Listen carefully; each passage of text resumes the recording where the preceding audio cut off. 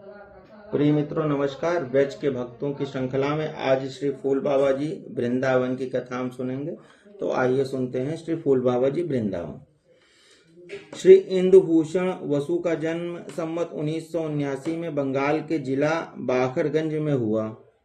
18 वर्ष की अवस्था में उन्होंने इंटरमीडिएट और मध्यमा की परीक्षाएं पास की।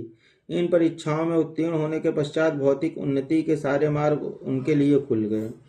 उनकी तीक्ष्ण बुद्धि, अच्छा स्वास्थ्य, परिश्रमी स्वभाव और उच्च शिक्षा के लिए उपलब्ध आवश्यक पारिवारिक सुख समृद्धिपूर्ण भविष्य की सूचना देने लगे।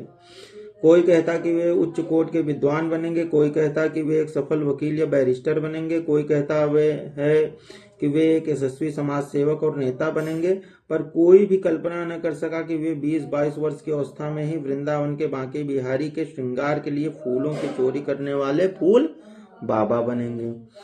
पर इसमें आश्चर्य की कोई बात नहीं। श्री बांके बिहारी का प्रभाव ही कुछ इस प्रकार का है जिसकी उनके ऊपर एक बार दृष्टि पड़ जाए, जिसके मानस पटल पर उनकी बांकी छवि एक बार उदय हो जाए, जिसके कर्ण कुहर में उनके नाम गुण रूप लीला कथा की ध्वनि एक बार गूंज जाए, उसका लौकिक दृष्टि से सब कुछ एकदम उलट पुलट हो जाना कोई असाधारण बात नहीं है।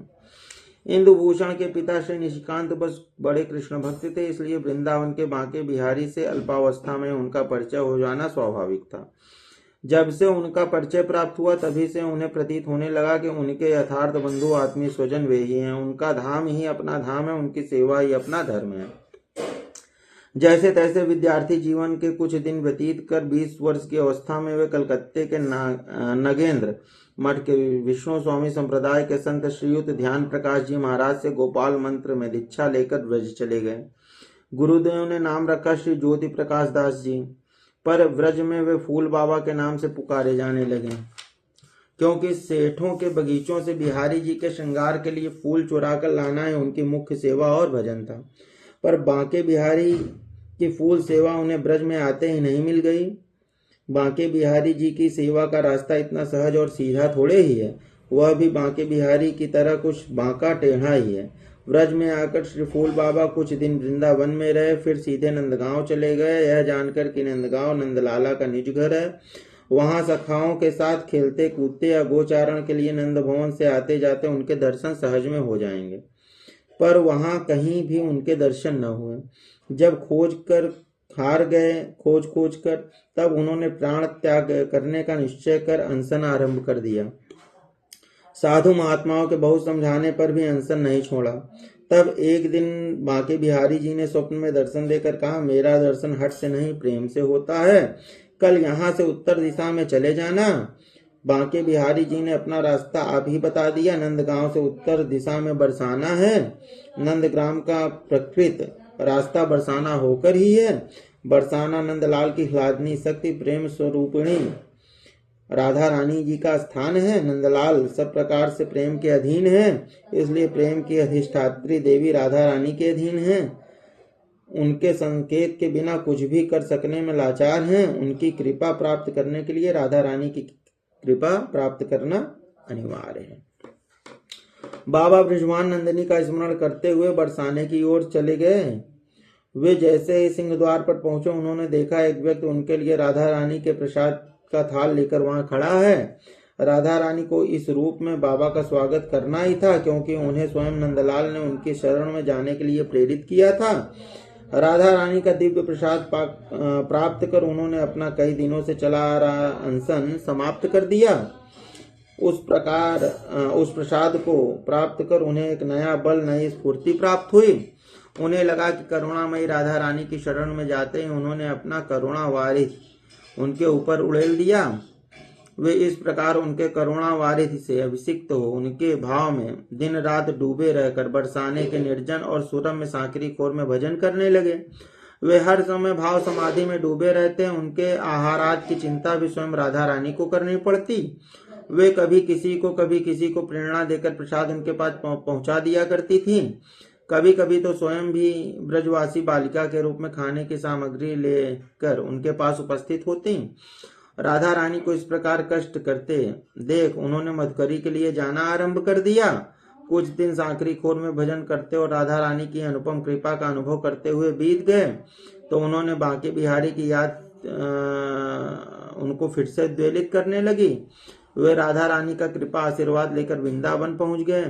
वृंदावन में निधिवन नामक स्थान है, जहाँ प्रिया प्रीतम सखियों सहित आज भी रास विलास करते हैं।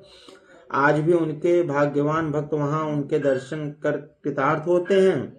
बाबा वहां युगल के दर्शन प्राप्त करने की लालसा से सोहनी सेवा करने लगे, इस भाव से कि ये प्रिया प्रीतम के रास विलास की भूमि है। यहाँ प्रिया प्रीतम नित्य रात्रि में राज करते हैं। वे उसे झाड़ उहार कर उसके कांटे कंकण बीन कर उसे स्वच्छ और सुकोमल रखने लगे। फूल बाबा निरंतर यह भावना करते कि वे राधा रानी की प्रिय सखी हैं। इसी भाव से निधिवन में सोहनी सेवा करते और बांके बिहारी जी के मंदिर में फूल सेवा करते। श्री बांके बिहारी जी के श्रृंगार के लिए जहां तहां से फूल चुनकर लाते। उन्हें जहां जिस कोठी या बगीचे में सुंदर फूल खिले दिख पड़ते, उसी में घुसकर तोड़ने लगते। उनके लिए वृंदावन के सभी स्थान वृंदावन बिहारी के ही थे और वहां से के सभी फूल उनकी सेवा के लिए खिलते थे। इसलिए उन्हें कहीं से फूल तोड़ने में संकोच नहीं होता था। पर उनके भाव को सब लोग समझ नहीं पाते, इसलिए उन्हें कभी गालियां सुननी पड़ती, कभी मार तक खानी पड़ती। एक बार तो उन्हें हवालात की हवा भी खानी पड़ी, पर उन्होंने यह सेवा नहीं छोड़ी। कुछ दिन बाद सेठ हर गुलाल ने उन्हें बिहारी जी के बगीचे से फूल तोड़ने की छूट दे दी। तब उन्होंने दूसरे बगीचों से फूलों की चोरी करना बंद कर दिया। कोई कार्य शुभ है या अशुभ, प्रभु उससे प्रसन्न है या अप्रसन्न, उसके परिणाम से जाना जाता है। फूल बाबा की फूल सेवा से फलस्वरूप उन्होंने युगल की जो कृपा मिली, उससे अनुमान लगाया जा सकता है कि प्रभु उनके चोरी के फूलों से कितने प्रसन्न हैं। प्रिया प्रीतम को जब किसी भक्त पर कृपा करनी होती है, तब योग माया उसके लिए भूमिका तैयार कर देती हैं, उसके अनुकूल किसी लीला विशेष का सृजन कर देती हैं। एक दिन जब निधिवन में रास नृत्य हो रहा था, नृत्य करते करते प्रिया जी के नूपुर बिखर गए। सखियों ने उन्हें समेटा और पिरोकर प्रिया जी को पहना दिया। नृत्य समाप्त होने पर प्रिया जी ने नूपुरों को गिना, एक नूपुर कम था। सखियां उसे खोजने में जुट गईं। बहुत खोजने पर भी जब वह न मिला, दूसरे दिन रास आरंभ होने से पूर्व प्रिया जी ने सखियों से कहा, प्रातः काल फूल सखी निधिवन में नित्य सोहनी सेवा करती है, उसे आज सोहनी सेवा करते समय नूपुर अवश्य मिला होगा, तुम उसके पास जाकर नूपुर ले आओ। उधर फूल बाबा भाव समाधि में देख रहे हैं कि उन्हें सखी के रूप में रास मंडल में सोहनी सेवा करते समय राधा रानी का नूपुर मिला है। वे सोच रहे हैं कि सखियां उनके पास नूपुर मांगने आएंगे तो वे क्या कहेंगे। उसी समय सखियां उनके पास पहुंची और पूछा, तुम्हें सोहनी सेवा करते समय श्यामा जी का नूपुर मिला है? फूल सखी ने कहा, नूपुर तो मिला है, पर वह श्याम का है या श्यामा का मैं कैसे जानूं। दोनों के चरण देखकर उनके नूपुरों से मिलान करूं, तभी न पता चले कि नूपुर किसका है। मैं मिलाकर देखूंगी, नूपुर जिसका होगा उसी को दे दूंगी। श्यामा जी से जाकर जब सखियों ने यह कहा तो उन्होंने फूल सखी को बुला भेजा। उससे कहा, देख रही नूपुर मेरा खोया है, श्याम का नहीं, नूपुर मुझे दे दे। फूल सखी ने अपना हट फिर भी न छोड़ा। तब श्याम और श्यामा दोनों ने अपने अपने चरण उनके आगे बढ़ा दिए। फूल सखी की जन्म जन्मांतर की साध मिट गए। नील और अरुण चरण कमल द्वय को प्राप्त कर उनका भाव समुद्र उमड़ पड़ा। प्रेमाश्रुओं के अर्घ से उनका प्रक्षालन कर उन्होंने अपने प्राण पुष्प उन पर चढ़ा दिए। नूपुर तो राधा रानी को दे दिया, अपने मन और प्राण भी सदा के लिए उनके चरणों में समर्पित कर दिए। जब बाबा की भाव समाधि भंग हुई, तब उन्हें श्यामा और श्याम सामने न दिखे तो उनकी विरहाग्नि और भी प्रचंड रूप धारण कर लिया। वे उन्मत्त की भांति हाँ कृष्ण हाँ राधे कहकर प्रलाप करते और अश्रु विसर्जन करते वाह ज्ञान रही तो इधर उधर डोलने लगे। इस अवस्था में उन्हें कभी कृष्ण की बंसी की धुन सुनाई पड़ती, कभी रास लीला के दर्शन होते और कभी युगल अपनी एक झलक दिखाते और अंतर्धान हो जाते। यह आंख मिचौली का खेल कुछ दिन चलता रहा, पर यह कब तक चलता रह सकता था। बाबा का पार्थिव शरीर आंख मिचौली के अपार्थिव झटकों को कब तक सहन कर सकता था।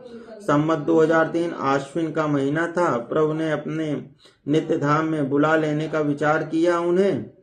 उन्हें थोड़ा ज्वर हुआ।